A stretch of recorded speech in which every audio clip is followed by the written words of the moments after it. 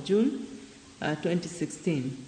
Mr. Keegan, for the third accused, urged that the evidence adduced by the prosecution in the retracted confession of the fifth accused person did not implicate the third accused in any way. Mr. Muchere, for the fourth accused, urged that the retracted statement of the fifth accused places the fourth accused in Mavoko Law Court in the isolated area at Soweto and at Oldonyo Sapu, and in every action of the commission of the offense. He urged that the statement came late in the day after the arrest of the fourth accused, which was deliberately written to book the fourth accused into the offense by co-joining him with the first accused, who he deputized at work. He urged that the confession fails to fix the fourth accused, as he gave account of where he was in his statement that was produced in court and taken from him on the 4th of July 2016. Counsel urged that his mobile data, Exhibit 98B, placed him away from the scenes of murder. I have considered the rival submissions of defense counsels and the state. The fifth accused had earlier at the trial moved this court by way of a notice of motion dated 7th of August 2019, seeking the court to review its ruling, his earlier ruling admitting the retracted confession of the fifth accused in this court's ruling of the 16th of May 2019. Secondly, he sought the court to issue any order it deemed necessary. At the time, Mr. Michoke's grounds for the application were that confessions were generally inadmissible in this jurisdiction, that the court erred in finding that the provisions of Section 26 of the Evidence Act applied to the question of admissibility of the statement of confession, that out-of-court confessions and all ancillary provisions of law were outlawed and repealed, respectively, by Section 99 of the Criminal Law Amendment Act 2003, and that the evidence out-of-court confession rules have no force of law. This court considered the issue of admissibility or otherwise of the statement by the fifth accused and made a ruling on it after testing whether the statement was recorded in compliance to the relevant provisions of the Evidence Act and the Evidence Out-of-Court Confessions Rules 2009 through a trial within a trial, and also whether he made it voluntarily. This court had dismissed the application for reason that although it was clothed as an application for review, it was for all purposes an appeal against the ruling of the court. The application was urging the court to find that it erred in interpretation of the relevant law, effectively urging the court to sit on appeal on its own decision. So this court cannot review or reconsider the admissibility of the statement. What the court can do is consider the entire evidence and weigh it for two things. One, whether there is independent evidence which would lead to a conclusion that what the fifth accused stated in his retracted statement must be true, and two, when consider whether there is evidence of some material particular which implicates the fifth accused and establishes that he is guilty of the offense. So before I consider the probative value of the retracted confession, I wish to draw a distinction between a repudiated and a retracted confession. In the case of Ongero Omurwa versus Republic, the court has discussed in detail whether there is any real distinction between these two and quoted in extenso and with approval the observations that were made by the Court of Appeal of East Africa in that regard in the famous decision of Tuamoi versus Uganda, where the court said that we now come to the distinction that has been made over the years between a statement retracted and a statement repudiated.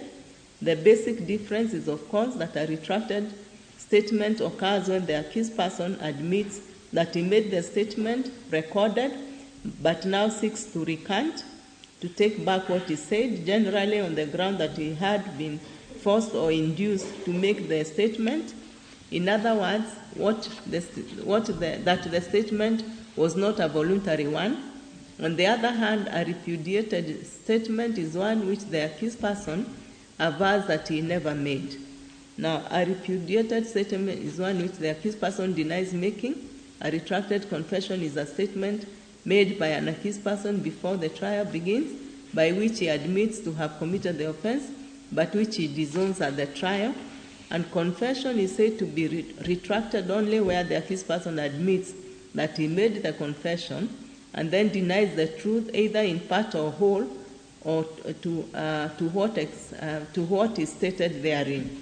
So the statement of the fifth accused, Exhibit 90, falls under this category, that the fifth accused person admitted he made the statement to the police, but denies portions of what is stated therein, and has gone further through his own defense, varied portions of that confession. So the correct test to apply in order to determine the probative value of a retracted confession was discussed by the Court of Appeal in the case of Vijay Kumar, which I have quoted. Maybe I can just read a portion. The learned judge was obviously satisfied that the confessions were the truth of what occurred that night, but did not act on them alone. He accepted them with a caution, realizing they were both retracted and repudiated, and he was careful to look for corroboration of each one. This was, no doubt, in accordance with the principles set out in Tuamoy versus Uganda. Now, there are many other cases I've quoted, which I do not want to go into. So these are the guiding principles of testing a retracted confession in order to determine its value.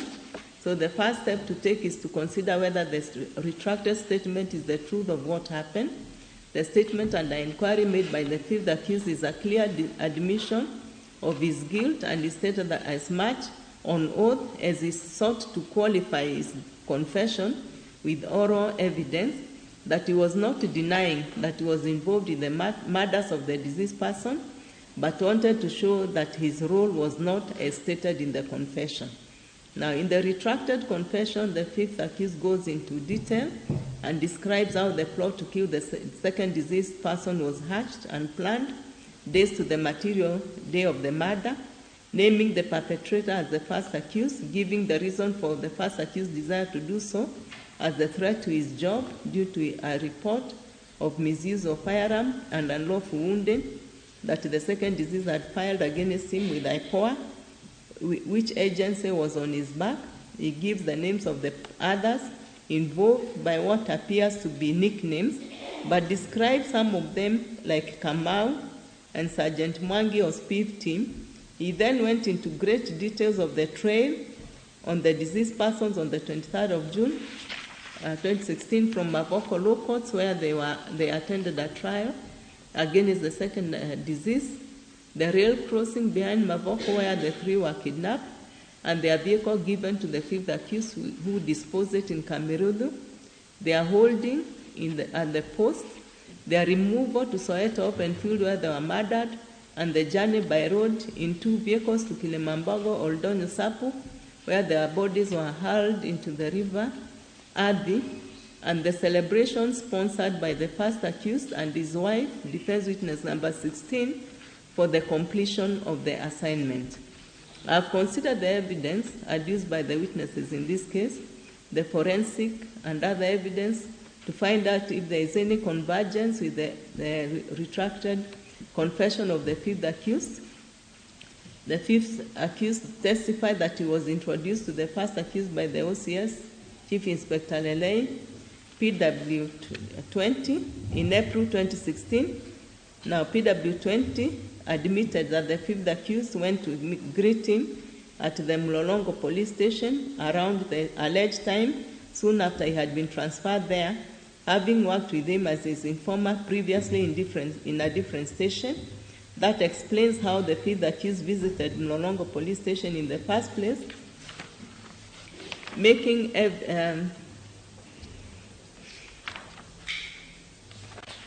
the evidence that he got to know the first accused, among others, at the police station not a remote one at all.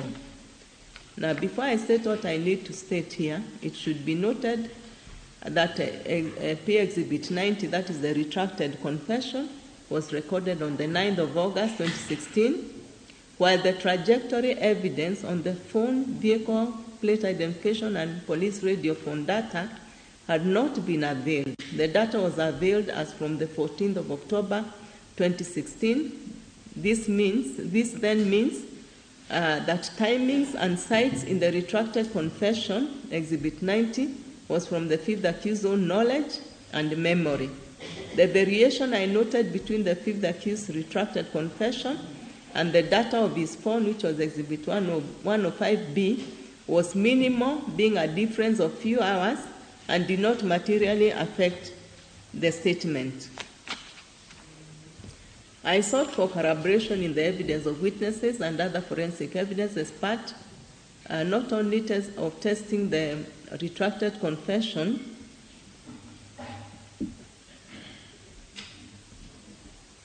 but also as part of exercising caution and careful consideration of the same.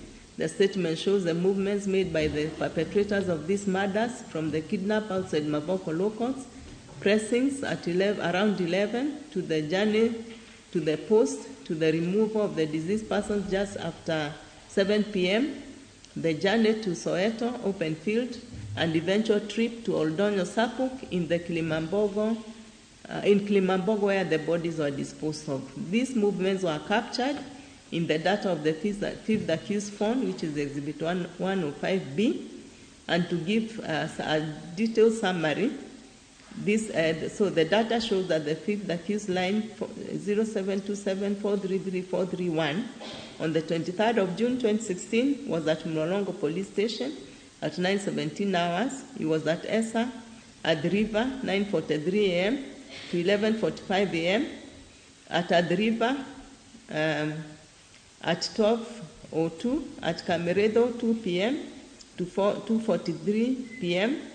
At Center Mombasa Road at 18:30 hours, at Mastermind from 21:17 hours to 21:24 hours, on Thika Road on the way to Thika Town at 00:47 hours, that is on the 24th of June, the same night, at Kilimambogo at 1:27 a.m. to 1:23 to 1:27 a.m., at Mlolongo at 6:02 a.m. to 2:53 p.m. Now, PW36 testified that the police pocket phone, IMEA number 8641060-200-19873, which was Exhibit 25, on the 23rd of June 2017, the said pocket phone was captured in various sites of interest as per its data, which was Exhibit 79. It was located at Mavoko locals at between 12 and 12:20 hours, at Syokimau AP post between 12:20 and 12:40 hours, at Mombasa Road between 13:40 and 14:40, at Mlolongo Police Station 15:20 to 15:40, between 1840 to 1900 hours, it was at Syokimau AP post. Then between 1900 to 1920 hours, it was captured along Mombasa Road. At 1940 hours, it was at the isolated area in Soweto, where it was stationary for 5 hours. At about midnight, the pocket phone was sighted at the southern bypass on the way to Thika Road. PW36 stated that the radio in question was recovered from the first accused when he was arrested on the 1st of July 2016. That trajectory of the phone, which was Exhibit 79, is in tandem with the retracted confession of the fifth accused in every respect. It shows that the first accused was present in those sites as shown herein above, as the fifth accused stated in the retracted confession. Now, the other evidence which speaks to what is contained in the confession of the fifth accused is the evidence of PW 10, 11, and 12, residents of Soweto isolated area. From their evidence, they confirm sighting one, then later two vehicles parked within the vast isolated area.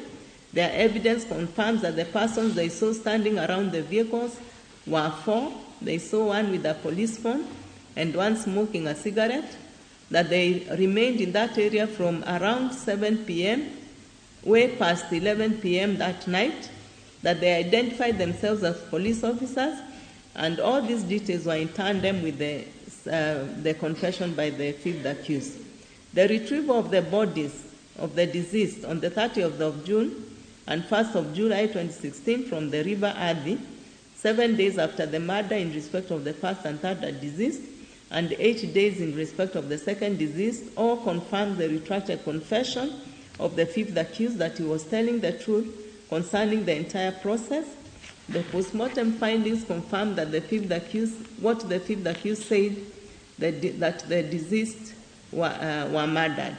Now, the evidence on the data that is Exhibit 79, which was from the radio, Exhibit 25, the evidence on the note, Exhibit 10, the note, I think, was Exhibit 7, the evidence of PW 10, 11, and 12, the evidence of PW 20, the OCS, and the evidence of the retrieval of the bodies of the deceased from the River Athi comprises of independent evidence.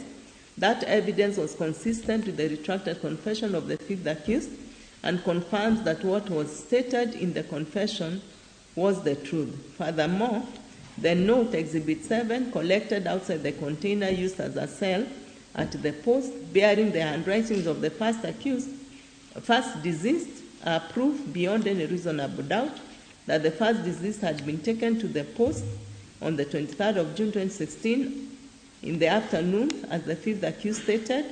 The other evidence was a vehicle KBX 126C, which ferried the deceased to the Mavoko locals, which was recovered in Kameredu, just as described by the fifth accused. The fifth accused DNA from the cigarette butts recovered at the Soweto open field where the murders took place. I have carefully considered the retracted confession and the other evidence, as well as I cautioned myself of the danger of relying on the retracted confession of the fifth accused, Exhibit 90, having considered all the circumstances of the case and bearing in mind the independent evidence as enumerated herein above, which I found to be consistent with the retracted confession of the fifth accused. I'm satisfied that the fifth accused stated what the fifth accused stated in his retracted evidence was the truth and details what happened in this case. The retracted confession stated clearly the plot and the plan to murder, the different roles played by the various actors,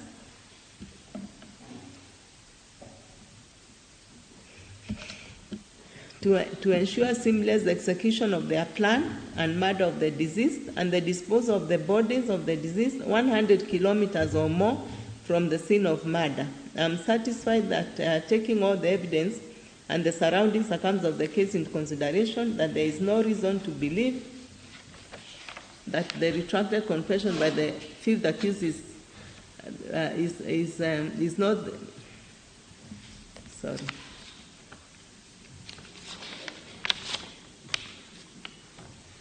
I'm satisfied taking all the evidence and the surrounding circumstances of the case into consideration that there is no reason to believe the retracted confession by the fifth accused is not the truth of how the deceased met their death on the material day.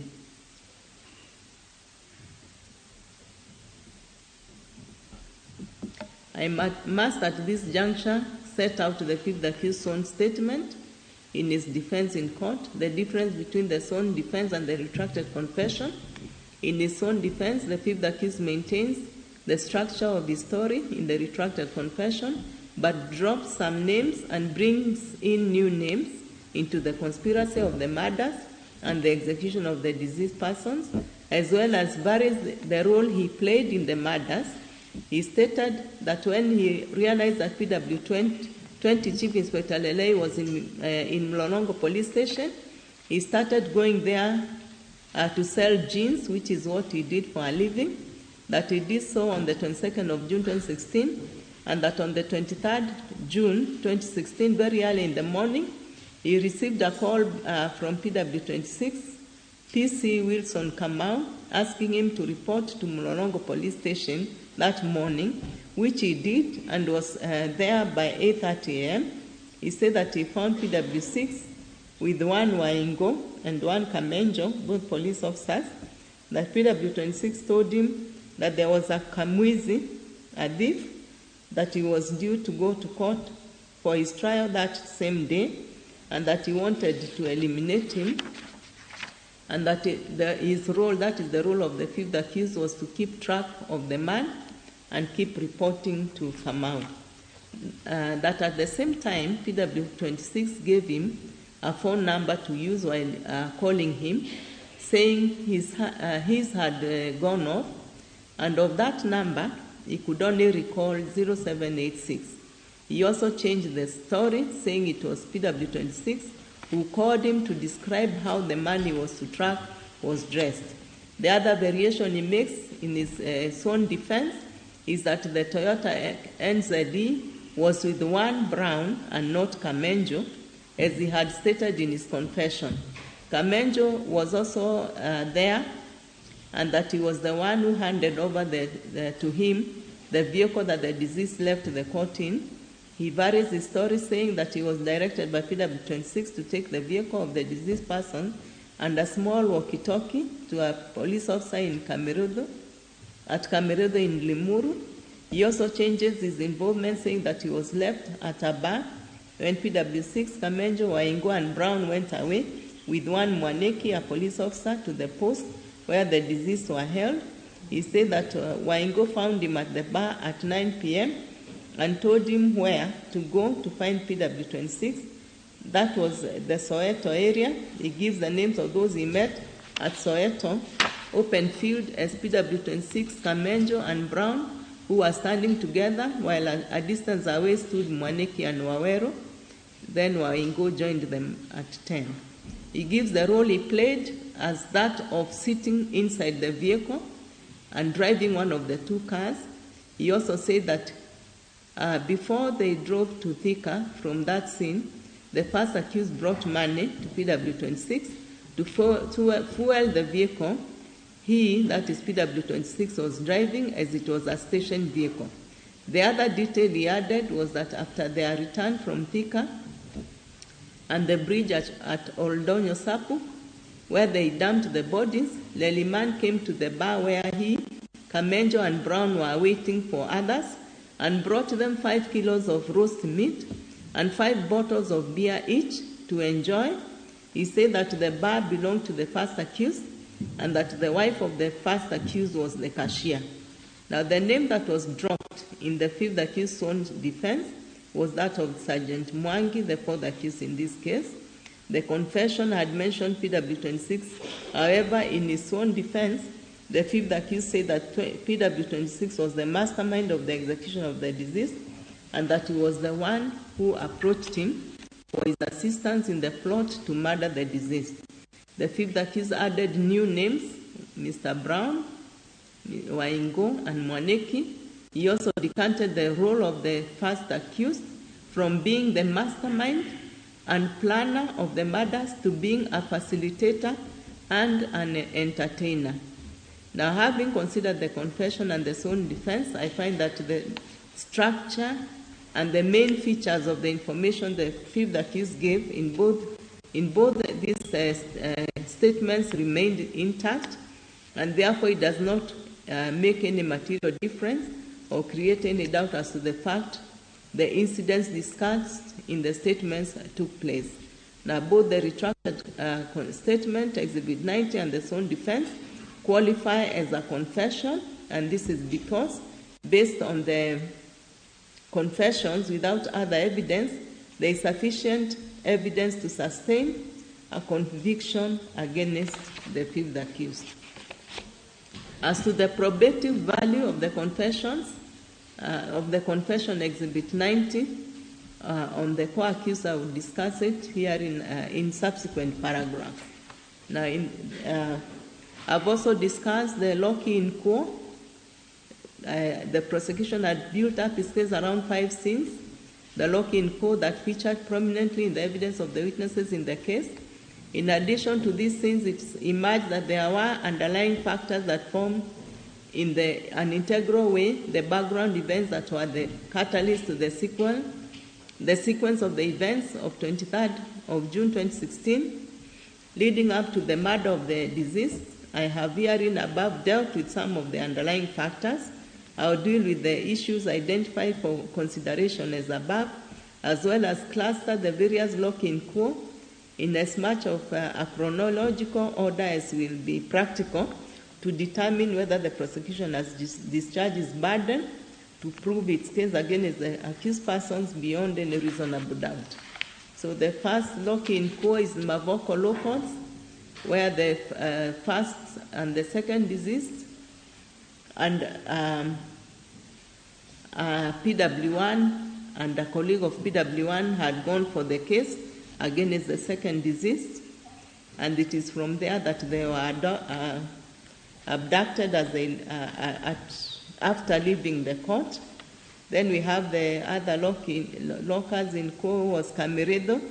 This is where the fifth accused took the vehicle that had ferried the deceased persons to Mavoko locals. Then there was Syokimau administration camp. So the prosecution is that the three deceased were held at the post between midday of 23rd of June 2016 and 18:59 hours when they were removed from there and taken to Soweto open field. PW2 and 3 were the witnesses under Witness Protection Agency. They were cousins who worked at the construction site in Mlolongo area. They gave similar and corroborative evidence. They stated that on the 23rd of June, at about 1600 hours, they were coming from work together with PW2 riding a motorcycle and PW3 as his pillion passenger. On getting to the chief's camp at Syokimau, they both heard the voice of someone calling them in a low tone, which sounded more like whistling. They stated that the person was beckoning them and appeared as if he was hanging on one hand on a window grill inside a container. And because of that, none of them could fully see him. So the evidence is that he threw the note, which is the subject matter of the case, and urged the two of them in Kiswahili, piga hiyo namba, mwambie aje sahihi. That is, call that number and tell her to come here right away. So they stated how they rode to the nearby market so as to read the note, and the efforts that they made to reach to the wife of the second deceased, that is PW4, and the way that she reacted. She was difficult. Eventually, IJM got to know that information from the same lady, PW4, when the second deceased did not go home. So she panicked and informed IJM, and then how they swung into action.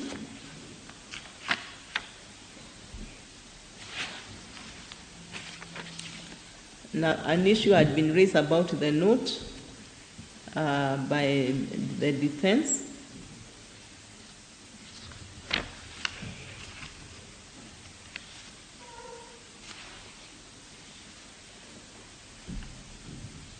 And also the involvement of PW6, but I have said in the case, first of all, the note was started. It was only held together by lamination, which was put by PW44 and PW45. Now, PW6, who was being objected to as having participated in the investigations, was actually an investigator with IPOA and was the initial investigating officer investigating the complaint by the second deceased, and therefore I said there was nothing untoward about his involvement in the matter, even the taking of the note from the PW2 and 3 and IJM.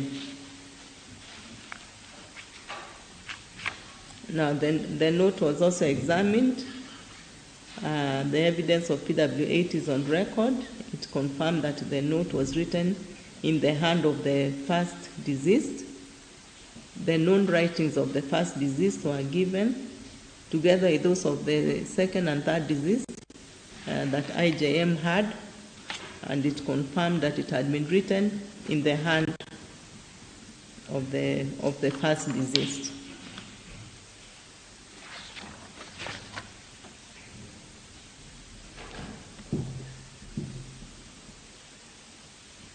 Now, there was also the evidence of PW4, Corporal Joseph Muchero, who visited the post on the 24th of June 2016.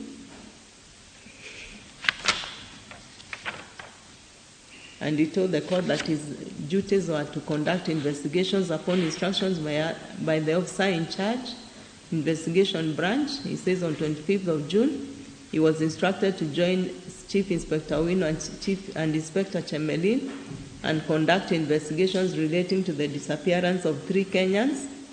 He confirmed that he went to the post and carried out measurements in hand with PW39, and the conclusion was that it was possible for a socket to have been thrown through the grills of the cell at the post, and also that there was no way somebody working at the report office could not have seen people held inside the cell at the post.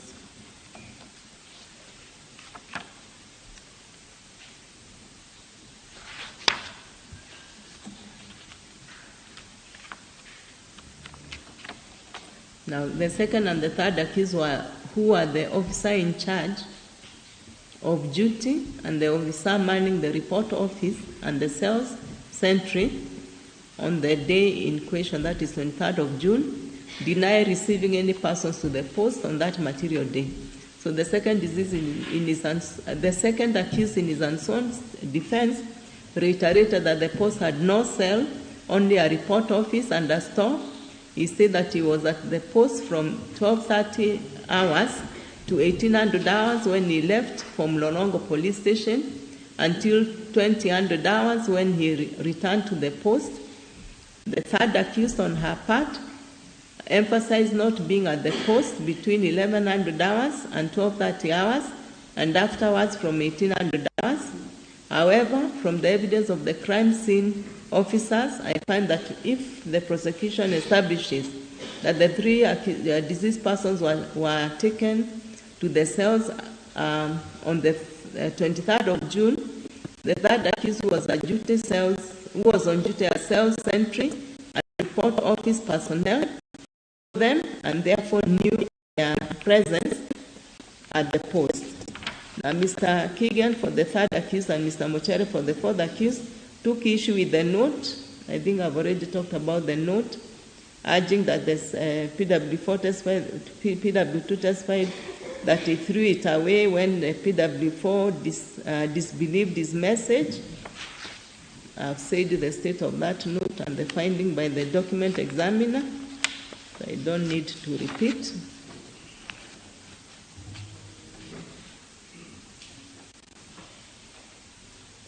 Now, the Soweto open field, now PW10 was a daughter to the registered owner of a vast 90-acre plot piece of land situated along Mombasa Road opposite Mastermind cell site. She stated that the place where the land is situated is popularly known as Soweto and is situated on the right side facing Mombasa direction along Mombasa Road near the Nation newspaper facilities. She stated that on the 23rd June at around 7:30, she decided to escort her visitors from her home to the road, and on the way back, she said that she noticed that a stationary vehicle, which had stopped on the road near the entrance to their land, and had its full lights on. She further stated that the vehicle had its hazard lights on, and from a distance, she was able to make out 3 heads of people standing outside the vehicle, but could not hear their conversation. She says she sent her brother, who was PW11, to go and investigate for her. accompanied by PW12, who was a PC Matambo, a police officer, at the Weighbridge. And what they discovered is that the people told them they were police officers and that they were on duty.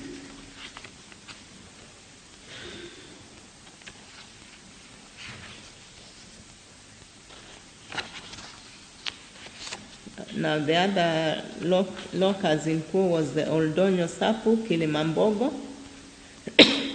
And here I say that there is no argument about this site. This is where the bodies of the deceased were flung into the river Athi past midnight, that is on the 23rd and 24th June 2016.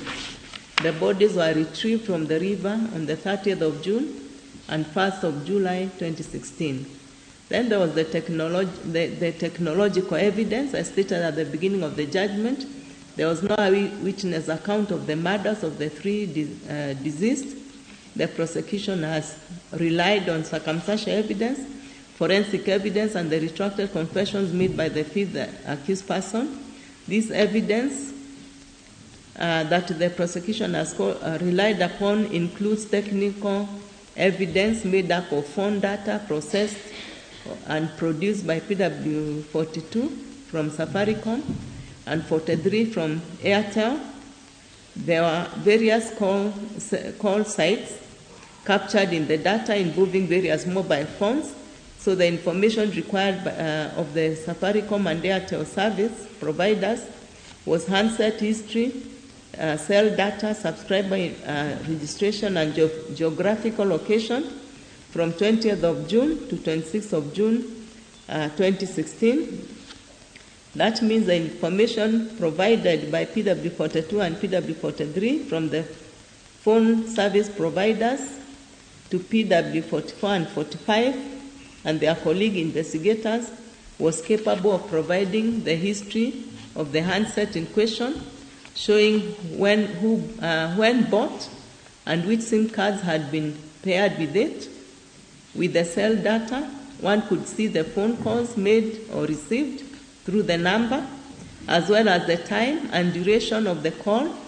It also gave details of SMSs sent or received through that line, and gave subscriber details, gave details of the person registered as the owner of the line, and if registered more than once, the details and the data of each registered owner.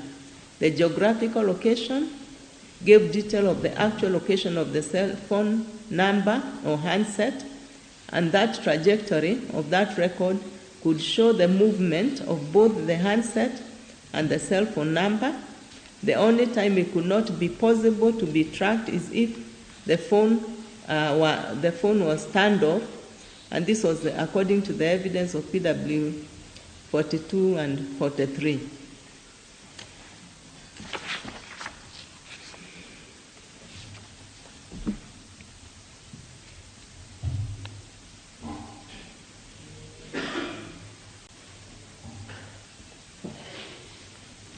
Now, as stated earlier, PW44, the Inspector Olesena, and PW45, Chief Inspector Mwangi, they were part of a team of investigating officers of this case, and the two are the ones who ultimately compiled the investigation file. Their evidence as well as their witness statements were largely similar. Now, PW44 stated that on the 19th of July, he wrote to Safaricom for the signature of PW28, and he asked for certain he was asking for data. He requested to be provided with all the numbers that were captured by the following cell site masts between 900 hours of the 23rd of June 2016 and 600 hours of 24th of June 2016, and those are Syokimau, Esa, Adriva, Kamiridu, Mastermind, and Kilimambogo. On the 4th of August, he wrote again to Airtel. He was requesting for data and subscriber details. So sorry, before I go there, PW44 stated that from the information availed to him, the number 0727-433-431 was traceable at all the 5 sites that were of interest. PW44 stated that he first searched the subscriber number in all the social media platforms. Upon searching in Truecaller, the name recorded against that number was only one name, Brown. He further searched on the Facebook and found a picture and the name Peter Nguge. The picture was produced here in court as Exhibit 108. It is the very image of the 5th accused. Now, PW44 testified that on the Facebook, he found friends of Peter Nguge, some of whom were police officers at Mlolongo Police Station, and one such officer was Wilson Kamau, who testified as PW26. Now, PW44 testified that on the 4th of August 2016, he wrote to Safaricom requesting subscriber details for the number of the 5th accused, and the details showed that the number belonged to one Peter Nguge, the 5th accused in this case, and this was the same person he recognized by the Facebook picture. On the 4th of August 2021, PW44 wrote again to Airtel requesting for other numbers.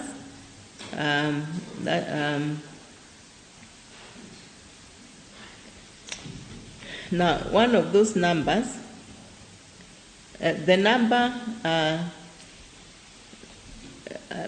he says that there was a number 0786-526-465 was captured at Ad River, Mastermind, Kilimambogo, Syokimau, and Thika Road, and that number was in constant communication with the number of the 5th accused, and that number 0786-526-465 was used in IMEA number, which is a long number, the two of them. Now that IMEA belonged to PW22, that is Corporal Nyakundi of Mlolongo Police Station. So PW22, Corporal Nyakundi, testified that on the 23rd of June 2016, at around 900 hours, while at Mavoko Locals, he was approached by one Mr. Brown. He testified that the first accused had introduced Mr. Brown to him at Mlolongo Police Station canteen on 2 occasions in the month of June 2016, saying that he was an administration police officer. He said that when Mr. Brown requested for his phone on the 23rd at Mavoko Locals, he could, so that he could make a call, being an acquaintance and being in a hurry, he removed his SIM card from his number 0734426104 from one of his handsets, which was Exhibit 38, and handed over the handset to Mr. Brown. He said that his mobile phone handset was a Samsung and gave the IMEA number. Now, through the IMEA handset, PW44 established from the data that the number inserted when PW22 gave the phone to Mr. Brown was 0724, sorry, it was 254786307473. That number was used in the answer to communicate 15 times, 10 of the times was through SMSs, while the remaining 5 were voice calls. Of importance is that the number was in constant communication with the number of the 5th accused, as well as another number which was 0786-526-645, registered in the name of Moses Kareithi, who was PW39. Now, PW39 denied that he ever had such a number. He gave his numbers to court and testified that in January 2016 he had lost his identity card number, his identity card within Mlolongo, and that he had reported the matter to Mlolongo Police Station. Now, the two numbers, that is the two that were in constant communication with the number of Mr. Brown. So there was the one registered in the name of Moses Kareithi, while the other one was registered in the name of Charles Nyaberi. Of importance is that the two numbers were registered on the same day, that is one day before the murder of the deceased, that is on the 22nd of June 2016, and it was between 1800 and 18, that is between 6 and 609, meaning that it was registered 9 minutes apart from each other and registered with the same agent within Mlolongo area. So from the findings of the analysis, the fifth accused person inserted a SIM card for numbers 0786307473, and that line was in constant communication with the number of the fifth accused, and then the other number 0786526645. This was while the fifth accused was at Mavoko locals until the 3 deceased were kidnapped and taken to the post, and also while the fifth accused drove KBX 126C to Cameredo. That means the fifth accused continued using his personal line, and therefore the 2 other numbers used by the others who were part of the team that executed the deceased. I have said that these 2 numbers are not mysterious. They must be among those. These 2 persons who had those 2 numbers are not mysterious. They must have been among those names the fifth accused has given to the court in his confession and in his own defense, without singling out for us to know which of them had that number. Now, the other line analyzed by PW44 was 0716876388, registered in the name under Bird's Eye Auto Truck. Now, that number was featured in the vehicle that delivered the deceased persons to Mavoko, and therefore I do not need to read any further.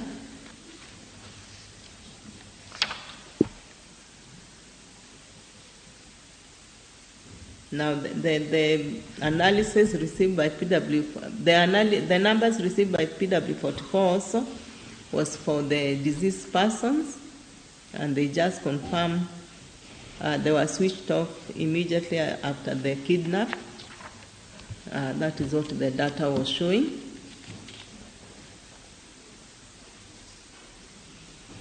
Now the next issue to consider is the one of the phone data for the first and the fourth accused.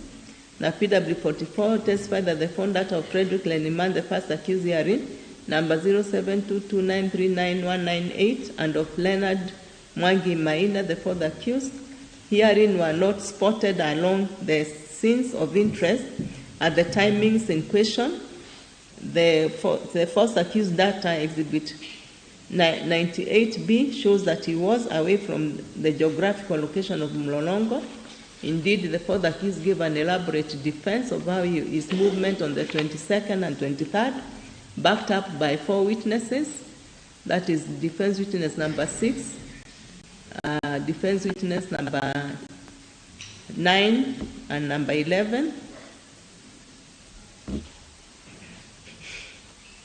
So he was away from Lolongo, and those witnesses testified they were together in Ruiru and also in Thika. Now, the phone data of the first accused, Exhibit 9B, showed that the first part of the day, the first accused was en route from Mlolongo. However, at around 1300, that is 1 p.m., the data spots him at Mlolongo police station.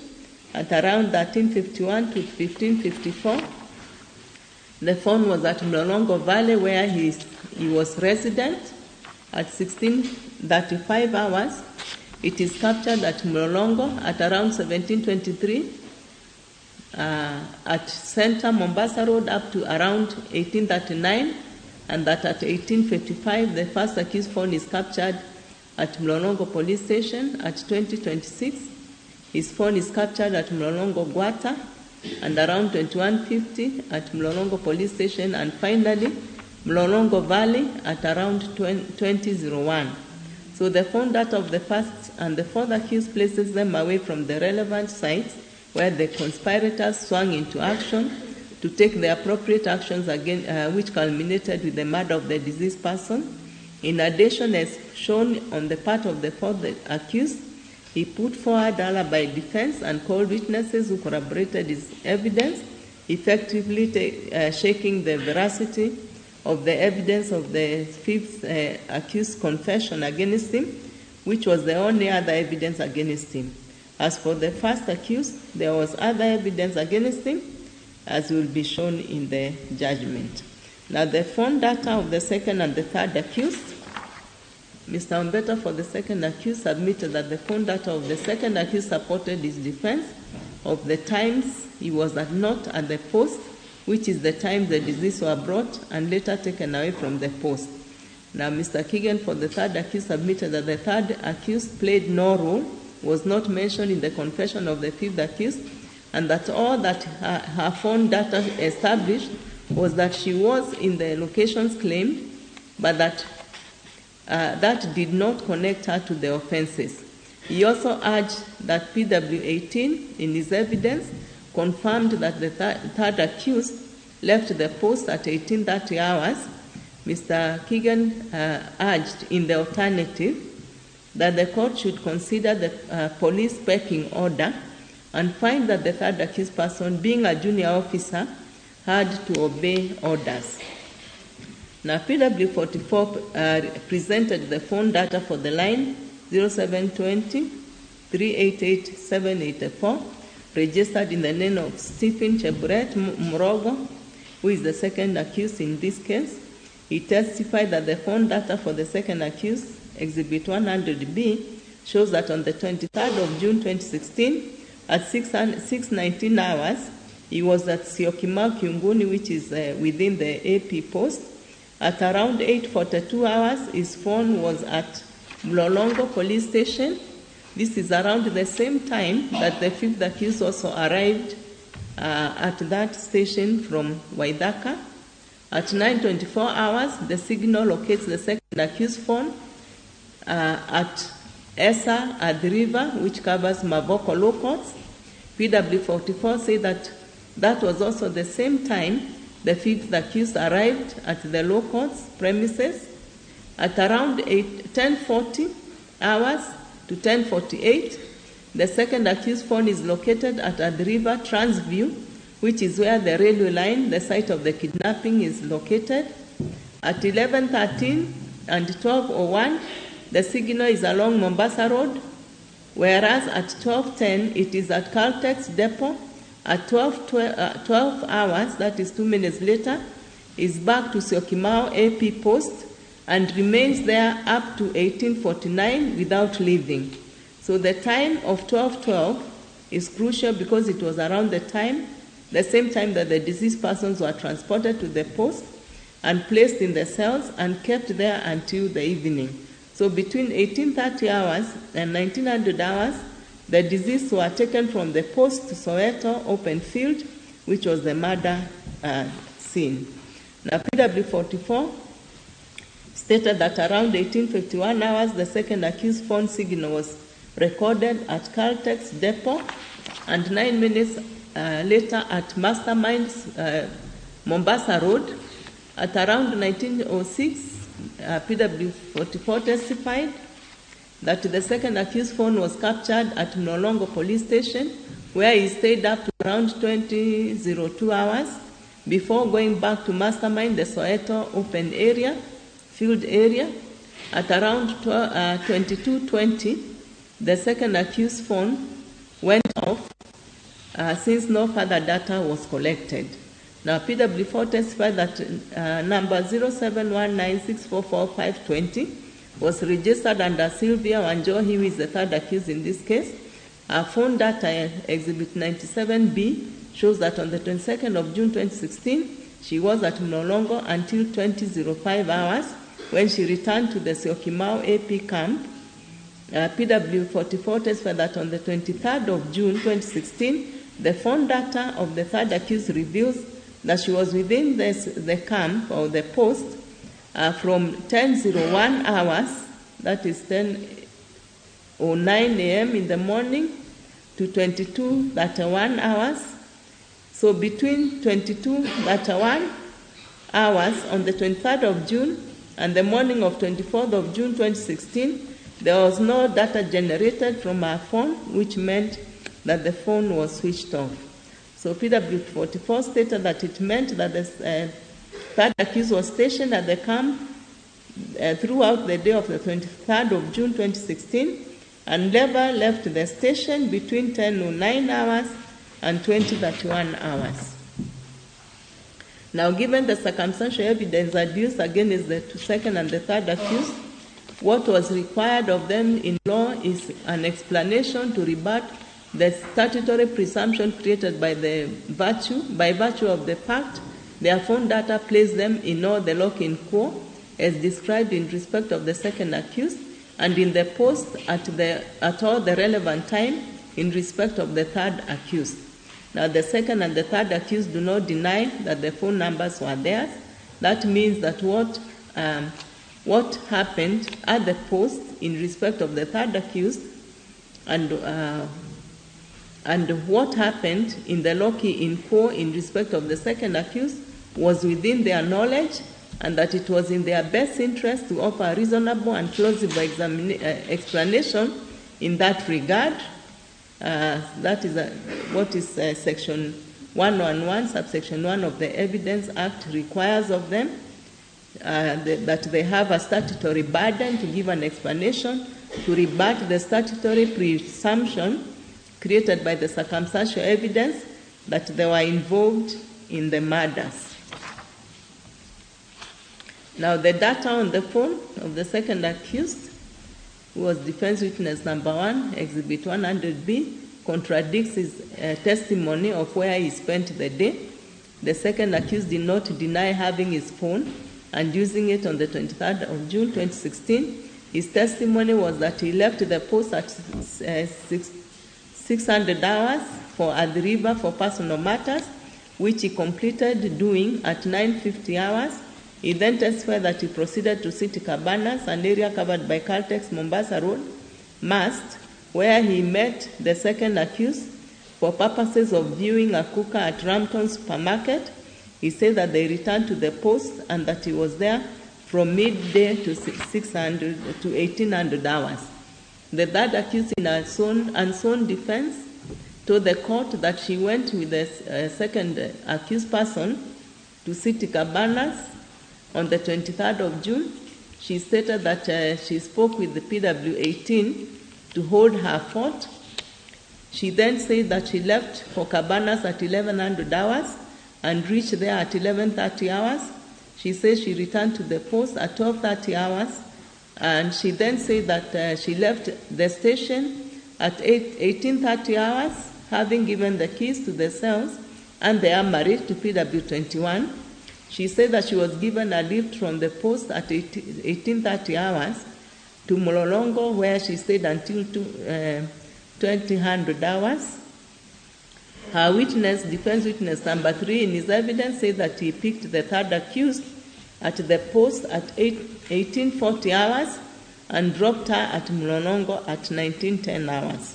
Now, the third accused called defense witness number 4, Corporal Faith Mutiso, who told the court that when she entered in the OB at the post that she had signed out of duty at 1700 hours, she did not see or she did not find the third accused at the report office. I consider the unsworn statement of the third accused. Her evidence was that she was on duty at the post those hours, 1600 and 1800, and that PW18, the one the third accused claimed she left at the post to hold her fort, in his evidence between 1100 hours and 12:30 hours, denied having received such a request from the third accused. PW18 testified that he was on duty, the duty officer at Mlolongo Police Station, and that he was leaving the post for duty at around 12:30 hours when he met the second accused returning to the post. So the second accused admitted in his evidence that he met PW18 leaving the post as he returned at 12:30 hours. So the evidence of PW21 was that he found the second and the third accused at the post chatting away at 18:30 hours when he returned there from a one-day's leave. He testified that the third accused gave him the keys to the cells and the armory between 7 and 7:30 p.m. That evidence is consistent with the third accused's phone data The evidence of defense witness number 3, that he picked the third accused outside the post at 1640 hours, is also not correct in terms of time. For defense witness number 4, her evidence contradicts the evidence of the third accused, saying that the third accused was not at the station at 5 p.m. Now, the prosecution has shown that the second accused was present at all the lock-in quo except for Kilimambogo. That is, that he was at Mavoko Law Courts when the 3 deceased persons attended court, that he was at the railway line where the 3 were kidnapped at the time that it happened, that he arrived at Syokimau police post at the time when the 3 deceased were placed in the cells, and that the second accused was at Soweto open field where the deceased were murdered at the time that the murder was committed. Now, for the third accused, the prosecution has established that she was on duty as the report office personnel and the cell sentry when the 3 deceased were taken to the post. She had the responsibility over the key to the cells. Therefore, she must have opened the door for the deceased to be placed in the cells. She remained at the post from 10:09 in the morning up to 2000 hours in the evening, which period covered the time that the deceased were taken to the post to the time that they were removed from the post. I'm satisfied that the phone data of the second and the third accused was the true record of their movement and location on the whole of the 23rd of June 2016. That data clearly shows that the 2 played a part in the murder of the deceased. Now, the issue is whether the prosecution has established that the accused persons were principal offenders, acted with one common concert or intentional consent to commit the offense, and whether the circumstantial evidence adduced was sufficient to lead to a conclusion that the accused persons murdered the deceased persons. Now, I have begun with a quotation from a treatise of Samuel March Phillips, which I do not intend to read. Maybe I'll read a little bit so that you can hear what it is saying. It is a treatise on the law of evidence, 1824, 4th edition, page 96 to 100, which opines, and I quote just in part, "It is an established rule that where several persons are proved to have combined together for the same illegal purpose, any act done by one of the party in pursuance of the original concerted plan and with the reference to the common object is in the contemplation of law the act of the whole party, and therefore the proof of such act will be evidence against any of the other who were engaged in the same general conspiracy, without regard to the question where the prisoner is proved to have been concerned in the particular transaction." Now, Mr. Keegan submitted that due to the pecking order and that due to the junior rank of the third accused, she had no choice but to obey. He submitted that the third accused data shows that she did not communicate with the co-accused or the deceased and was not at any of the sites which was the scene of murder, and he relied on a case which is quoted there. He also urged that malice aforethought, as prescribed by Section 206 of the Penal Code, altogether is also incoherent. He urged that the second ingredient of murder, that is actus reus, was also not proved, that there was no evidence adduced to show that the third accused had anything to do with the murder of the deceased.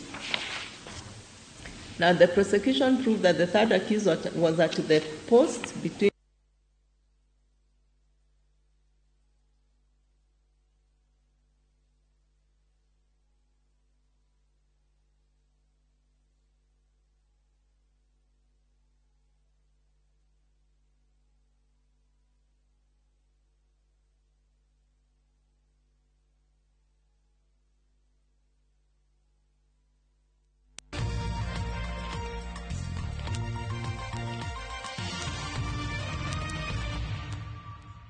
Collect fare kwa boda au matatu ukitumia ViewPay cashless na uqualify for bima ya 100,000 shillings pamoja na medical cover ya 20k na permanent disability cover ya 100k kwa 5 bob pekee. Dial *236# today to start using ViewPay cashless. We asked Kenyan women to tell us what they look for in a lotion. Warembo, ni nini muhimu kwenu mnaponunua body lotions? Smoothness, scent, glow. Leo tunaweka kwenye jaribio body lotion ya bei ghali na ya bei nafuu. Ungenunua gani? Ina transform dry skin kuwa deeply nourished na smoothed. Na fragrance nayo. Wacha tu.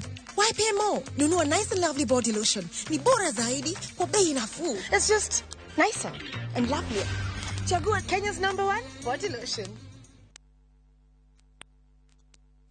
How do you keep your toilets clean? I use normal detergent and bleach for washing. The detergent and bleach cleanless can leave behind yellowness, rust, and germs. Harpic's 10 times better cleaning compared to regular detergents and bleach. And kills 99.9% illness-causing germs in your toilet, including the COVID-19 virus.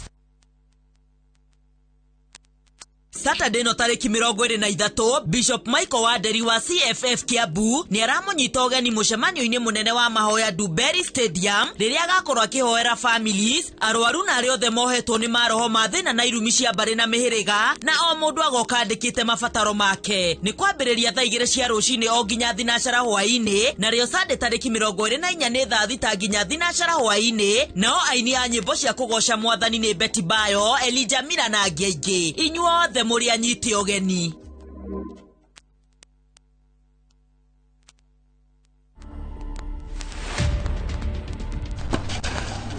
Best memories is to win, obviously, and to enjoy. Yes, I can dance. Good. Tennis is not easy. If you watch me play, it looks easy, but it's not. It's a lot of hard work, a lot of sweat. 10 years from now, I see myself playing the big stages in the Grand Slams and winning titles. To watch this story and more, download the Citizen Digital app today. Kenya's #1 app, Citizen Digital.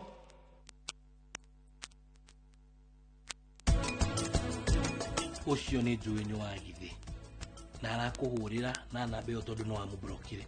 Hapana, agikorwo ari na thina wa mbeca agire kujira niki nikiamurihire Utati maya ni mathina mariko. Cooperate. Kunengire besha. Ubina besha. Itoka mwisaria bia niso maudu mothe. Mwisaria bia niso maudu mothe.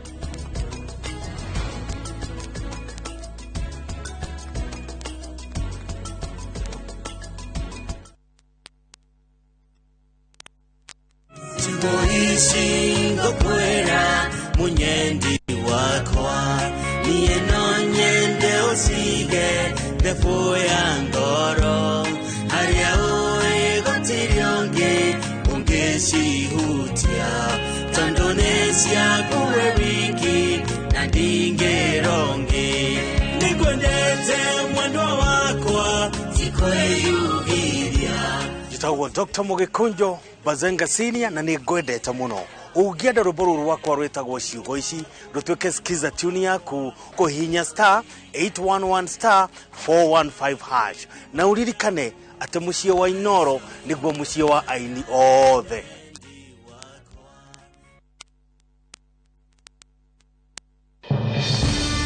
We shall legalize weed. Professor George Wajakoya wa kiama kia Roots. Semeni Baba Kea. Baba Kea. Raila Amolo Odinga wa Azimio la Umoja One Kenya. Unajua mimi sina pesa ya serikali ama ya kashfa. David Mwaure wa Ihiga wa Agano. Tunasema kazi ni nini? Na William Samoei Ruto wa UDA. Dereti ni akihita itanogia president. Tugathiore mutapo.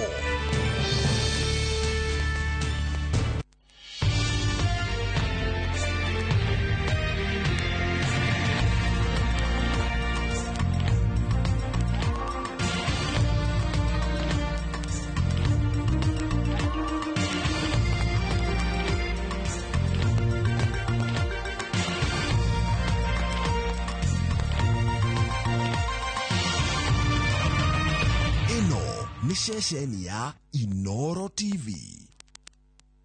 maria tukuharireirie Inoro miaraho igoti gukinyaniria itua ria cira wa Willy Kimani na andu angere aria moragirwo miaka 6 mihituku. Munini wa president na mbuto ya Kenya Kwanza maramatha Kura County. Mutirithia wa Raila Odinga ari mihang'o-ini ya kumatha Kura County ya Kiambu. Na borithi a Kirinyaga ni manyitete andu 6 makigwetanio na kuragwo kwa mũrutwo wa university mweri muhituku.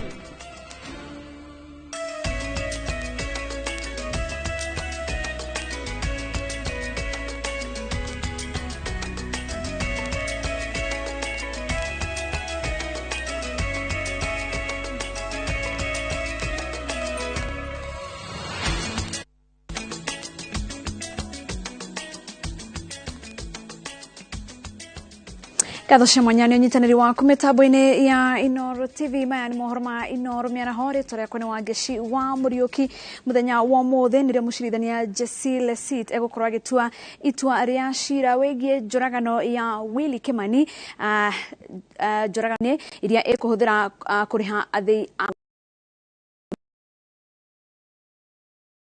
kiroige gerirwo gũkorwo ũkinyete matuka-inĩ ihinda-inĩ rĩa thikũ 2 ciũkĩte thutha wa thirikari gwĩkĩranĩra ngirimiti na ithei 70 cia kambuni itiganĩte cia gũthĩa mbembe. We already took stock of the quantities that are already in retail outlets, and we will be paying for them.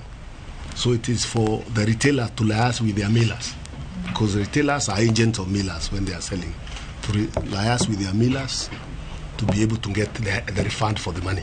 Of yesterday morning, we already had people who were selling that flour at 99 bob. So it was an immediate reaction because the directive from the president was of immediate effect. Coverage should be across the country. As the CS has said, we are working with the millers because, yes, there has been stock that was received at higher prices.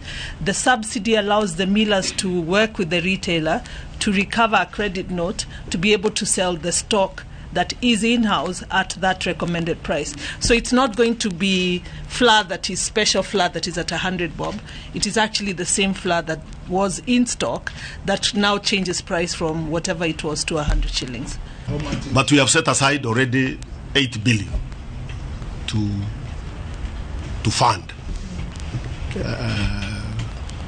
the program as of now. But in case the program requires more money, Treasury is ready to support the program. Tuigire tetine kuria munini wa President William Ruto ni akomithetie kiria augite ni mubango wa kwagagia commission ya ithurano na mihaka niguo iremwo gukinyaniria motungata mayo ma gutabania githurano. Ruto augite maabitha a commission iyo ni magiriirwo ni kuheo ugitiri muiganu na gutire mwaho wa uteti ufatie kuhe IEBC mwerekera wa uria megutabania mibango iyo. Jana wameshika na kuweka korokoroni wale ambao wamepatiwa kandarasi ya kupanga mambo ya uchaguzi, mambo ya electronic register na electronic voting. The Azimio people and your candidate, we want to tell you, we will not, as the people of Kenya, allow you to frustrate the IEBC.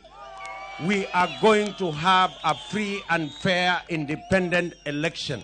We want to tell the Azimio leadership that the IEBC is an independent organization.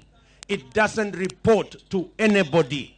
You cannot force them to do things the way you want. You not force the country to have a manual election.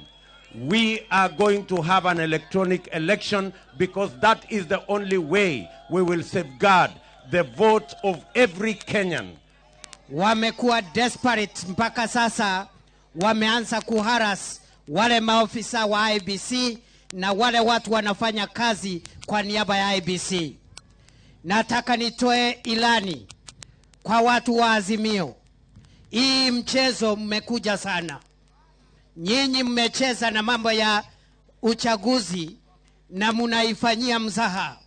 Mjue ya kwamba taifa hili Hapo awali tumekuwa na shida wakati serikali imeanza kuleta mchezo na kuingiliana na mambo ya uchaguzi. And we want to tell IEBC and Chebukati, you are independent.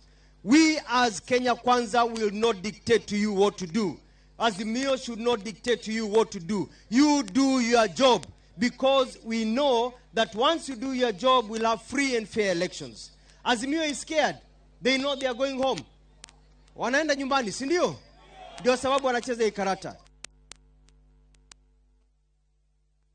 Tuikare ũtetini hanini kuria mũmbunge wa Kieni Kanini Kega nĩ ateteire wĩra ũrĩa ũhingĩtio nĩ thirikari ya bũrũri rungu rwa ũtongoria wa President Uhuru Kenyatta agĩtũgĩria waki wa barabara kaunti-inĩ cia Laikipia, Nyeri na kũngĩ.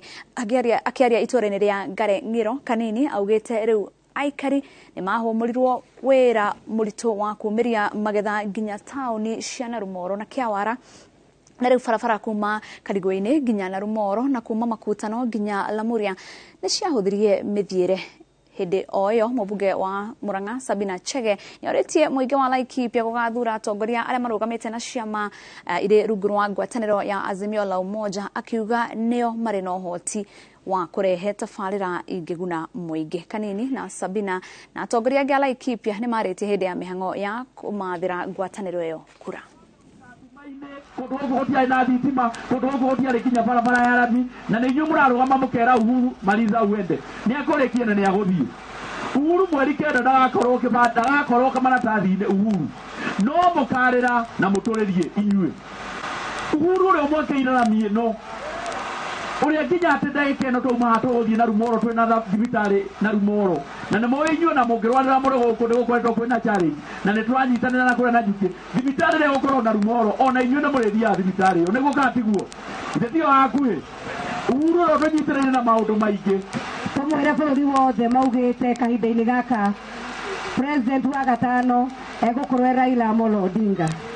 Tumana matha tuka auga tũmũrehere ngeithi. Nĩmwamũkĩra ngeithi cia matha? Nĩmũmwendete? Rekei tuone ngeithi cia matha wa Ngero wa Karua.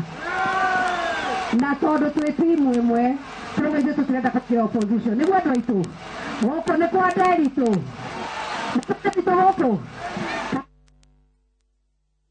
Tukihera ũtetini, borithi nĩ maikĩtie ngono ekũĩrwo atandatũ arĩa magwetanĩtio na njũragano ya mũrutwo wa University wa Kirinyaga mweri mũhĩtũku, gĩko kĩrĩa gĩacũngĩrĩirie mĩrũrũngano ya arutwo a university ĩno. Commissioner wa county ya Kirinyaga Moses Ivuto nĩ akomithĩtie gĩko gĩkĩ na agakenera atĩ ũgitĩri nĩ ũgacĩrithĩtio matũũra-inĩ marĩa mariganĩtie na university. Collins Kipchumba atharĩkĩirwo agĩthiĩ kũrĩa aikaraga kuma university, kũrĩa agũthirwo na kĩndũ gĩtuhu na agĩthecagwo na kahiũ. I wish to take this opportunity on behalf of the Security Committee to sincerely thank the members of public all throughout these investigations have given us utmost cooperation that has led to this breakthrough in the matter of the late Collins Kipchumba Kimeto. We have been able to net six key suspects that allegedly were involved in this heinous act, and they are all in police custody. I cannot say they are members of which gang or the nature of persons. Once they appear in court and the identities are revealed, we'll be able to get to know whether they are members of any group or they are common criminals.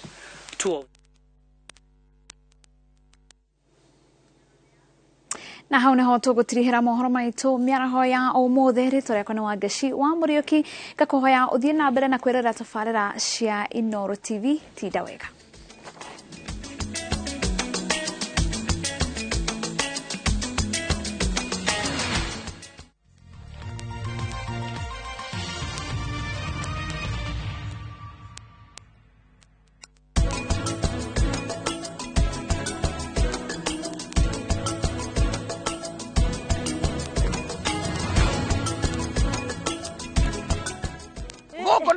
Gwetagwo Makutano Prime Garden na gũkũ menye buroti nĩ 50 by 100 na tiga ũguo bei nĩ macucangĩte to thaicire 295 mahũrĩre thimũ yagima nĩ kuga na gwĩka ĩni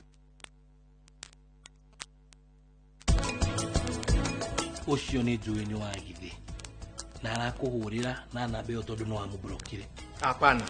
Angikorwo ari na thina wa mbeca agire kujana niki? Niki amurihire? Utati maya ni mathina mariku. Corporate.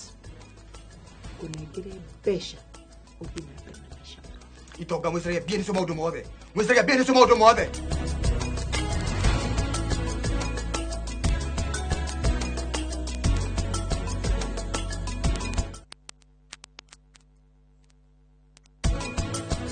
Muda ngeci guharirie thamaki tucoke tuthondeke greens tuthondeke smoothie na mucere wa turmeric. Hatari undu karibu sana. Asante. Irio icio nĩ nduge cikarugĩka.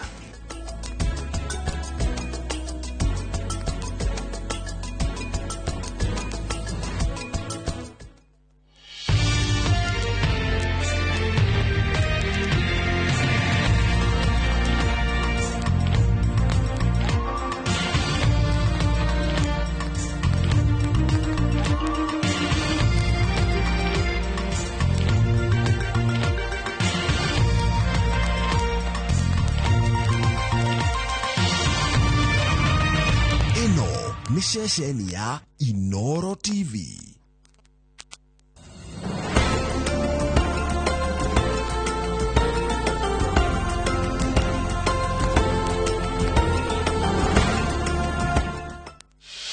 You do your best out there. Let us do our best in here with the disinfecting power of Jake. Because Jake cleans and kills 99.9% of illness-causing germs and COVID-19 in your home.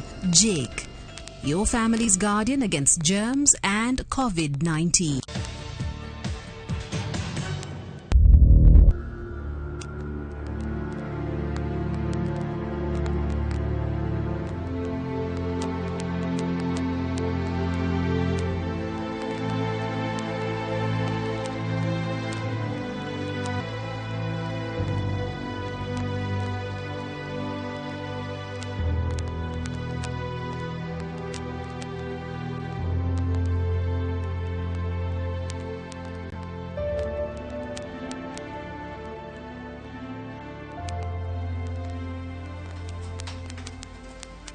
Kawiro wiki hili yake. Ni muingi muno he returns ndireka cia tax. Ndugithuka maitho. Ndeka cia mathaa maigana. Ni ndamenyerire wira. Tondu tistio na ndiratumira kiria QuickBooks koguo ni wira urathi na ihenya na ihenya. Ndu aregire guteithagia. Riu ri na ngikwira wike application cia QuickBooks na gashikiga nindi twanga kwenda nyamũ cia mathabu. Haka nama anyway. Riu ri he maundu ndirenda twarie. Kaiko na ujira na ihenya nĩ ũndũ wa ithaa.